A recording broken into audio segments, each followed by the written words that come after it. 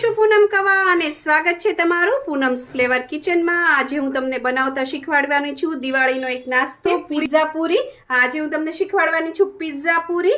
ખૂબ જ સરસ બનશે અને ખૂબ જ ટેસ્ટી બનશે અને બનાવી ખૂબ સરળ છે। એના માટે મેં અહીંયા એક પેન લઈ લીધું છે। એની અંદર મેં એક મોટી ચમચી તેલ નાખ્યું છે। હવે તેલની સાથે હું એક ચમચી દેશી ઘી નાખું છું। તમારે બટર નાખવું હોય તો તમે બટર પણ નાખી શકો છો। તેલ અને ઘી આ રીતે છે મિક્સ કરવાના અને તેને થોડા ગરમ થવા દેવાના। ઘી નાખશું તો એનાથી પૂરી છે એ ક્રિસ્પી સરસ થશે, ફરસી થશે એકદમ। ત્યારબાદ હવે આપણે એની અંદર નાખીશું આ ચોપ કરેલું લસણ છે, એક ચમચી જેટલું। તમે લસણ ન ખાતા હો તો નહીં નાખવાનું। અને હવે ગેસ બંધ કરી દેવાનો। ગરમ જ છે તેલ, ઘી એમાં સરસ કકડી જશે એકદમ। આપણે એને લાલ નથી કરી દેવાનું। અને હવે સાથે સાથે એની અંદર આપણે હું અહીંયા એક ચમચી ઓરેગાનો છે અને એક ચમચી ચીલી ફ્લેક્સ છે એ બે નાખી દઉં છું। અને એને આપણે છે મિક્સ કરી દઈશું જેથી એ બધી વસ્તુ છે બળે નહીં। ગેસ બંધ જ છે, ગેસ બંધ રાખવાનો કારણ કે નહીંતર આ બધું છે એ બળી જશે। બધું સરસ મિક્સ થઈ ગયું છે। એની સાથે જ તે હું એની અંદર નાખું છું હળદર છે 5 ચમચી જેટલી અને એને પણ આપણે આ રીતે છે એ મિક્સ કરી દેવાની છે। હવે આપણે પિઝા પૂરીનો લોટ બાંધીશું। એના માટે મેં અહીંયા એક વાટકો લોટ લઈ લીધો છે। રોટલીનો લોટ આપણે જે ઘઉંનો ઝીણો લોટ હોય છે એ લેવાનો છે। તમારે મગની દાળની બરફી જોવી હોય, મલાઈ બરફી જોવી હોય, પૌવાનો ચેવડો જોવો હોય તો એ બધી વસ્તુ પણ મારી ચેનલ ઉપર અવેલેબલ છે, તમે જોઈ શકો છો એને પણ। હવે આપણે જે રેડી કર્યું હતું લસણ, ચીલી ફ્લેક્સ, ઓરેગાનો એ બધું આની અંદર નાખી દેવાનું। બધું મેં એની અંદર નાખી દીધું છે। ત્યારબાદ આ છે મરીનો પાવડર 2-3 ચપટી જેટલો છે અને થોડી મિક્સ હર્બ્સ છે એ તમારી પાસે હોય તો તમે નાખી શકો છો, ન હોય તો ચાલે। ઓરેગાનો અને ચીલી ફ્લેક્સ નાખો તો પણ ચાલે।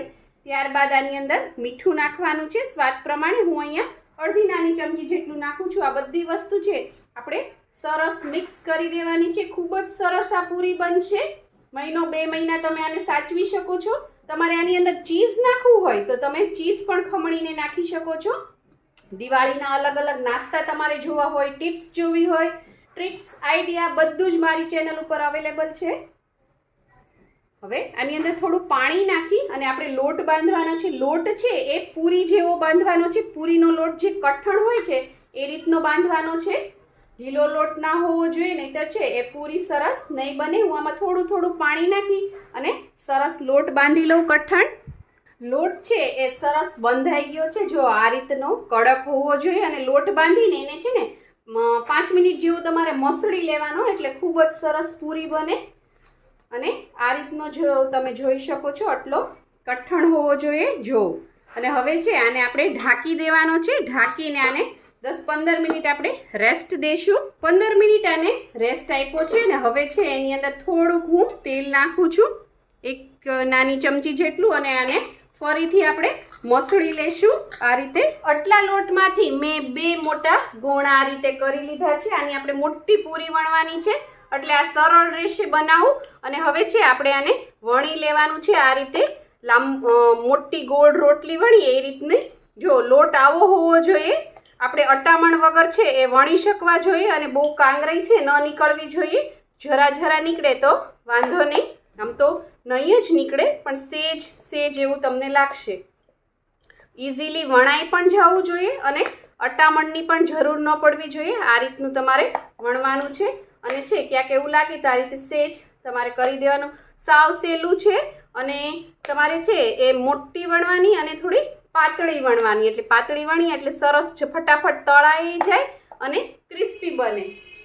જો આ રીતે મોટી રોટલી છે એ વણી લેવાની છે।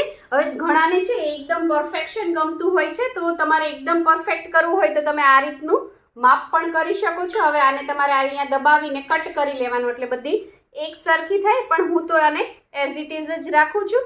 હવે આ રીતે વણાઈ જાય પછી આપણે આને આ રીતે પિઝા કટરથી કટ કરી લેવાની છે।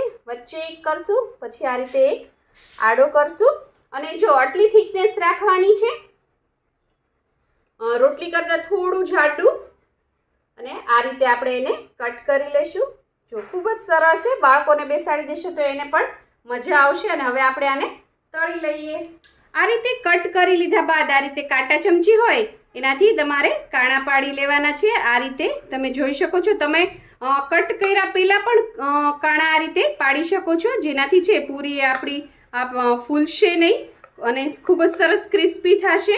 બાળકોને પીઝા ખાવાનું મન થાય દિવાળીમાં તો તમે આની ઉપર ચીઝ છે, પીઝા સોસ છે લગાડીને પીઝા પણ બનાવીને આપી શકો છો. એઝ એ નાચોસ પણ તમે આને સર્વ કરી શકો છો. મેં અહીંયા એક કડાઈમાં તેલ ગરમ કરવા મૂકી દીધું છે. તેલ ગરમ થઈ જાય પછી ગેસ ધીમો કરી દેવાનો છે અને આપણે આ એક પીઝા પૂરી નાખી દેવાની આ રીતે અને એને છે ધીમા તાપે થવા દેવાની છે, જેથી એ ક્રિસ્પી થાય. ગેસની ફ્લેમ હાઈ રાખશો તો એ છે બહારથી ફટાફટ તળાઈ જશે પણ અંદરથી ક્રિસ્પી નહીં થાય.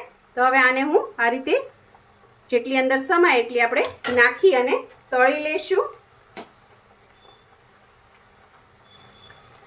એક બાજુ થોડીક આ રીતની તળાઈ જાય ત્યારબાદ આપણે એને ટર્ન કરી દેવાની છે. તરત જ ટચ નહીં કરવાનું, થોડો આ રીતે કલર ચેન્જ થાય પછી આપણે એને આ રીતે ફેરવી દઈશું. અને આ એકસાથે બહુ બધી તળાઈ નાખી શકાય છે કડાઈમાં, એટલે એકસાથે બહુ બધી તળાઈ જાય છે, એટલે તળાતા પણ વાર નહીં લાગે. તો આને હું સરસ ધીમા તાપે તળી લઉં. જો આ રીતે પૂરી સરસ તળાઈ ગઈ છે. આવા કલર રાખવાનો છે અને થોડી ક્રિસ્પી થઈ જાય એ રીતની. જો હું આને કાઢી લઉં છું. બધું જ તેલ આપણે નિતારી દઈશું. આમાં તેલ પણ બિલકુલ ભરાતું નથી. અને જુઓ તમે, હું નાખું ત્યાં જ તમને અવાજ આવશે કેટલી ક્રિસ્પી બની છે. અને આ જ રીતે હવે હું બીજી બાકીની પૂરી છે એ પણ બધી તળી લઉં. ફોર્કથી કાણા છે એ સરસ પાડવાના, નહીંતર પૂરી છે એ ફૂલશે, ફૂલવી ના જોઈએ પૂરી. આપણી પિઝા પૂરી છે એ તળાઈને રેડી થઈ ગઈ છે. એને મેં એક પ્લેટમાં સર્વ કરી દીધી છે. થોડી ઠંડી થાય પછી તમે એને એરટાઇટ કન્ટેનરમાં ભરીને 1 થી 2 મહિના સુધી તમે રાખી શકો છો. અને આને તમે એઝ ઇટ ઇઝ પણ સર્વ કરી શકો છો. ચા સાથે, ચા કોફી સાથે પણ લઈ શકો છો. આવી રીતે કોઈ ડીપ હોય, મેં અહીંયા મેયોનીઝ લીધું છે, તમે પિઝા સોસ છે, ચીઝ સોસ છે, ચીઝ સ્પ્રેડ છે, કોઈની પણ સાથે ખાઈ શકો છો. ખૂબ જ ટેસ્ટી લાગશે આ. જો તમને મારી આ રેસીપી પસંદ આવી હોય તો લાઇક, શેર, કોમેન્ટ કરો. પ્લીઝ મારી ચેનલને સબસ્ક્રાઈબ કરો અને હા, બેલ આઇકન દબાવવાનું ના ભૂલશો, જેથી આવી જ સરસ મજાની વાનગીઓ તમારા સુધી પહોંચતી રહે. Thank you. આવજો.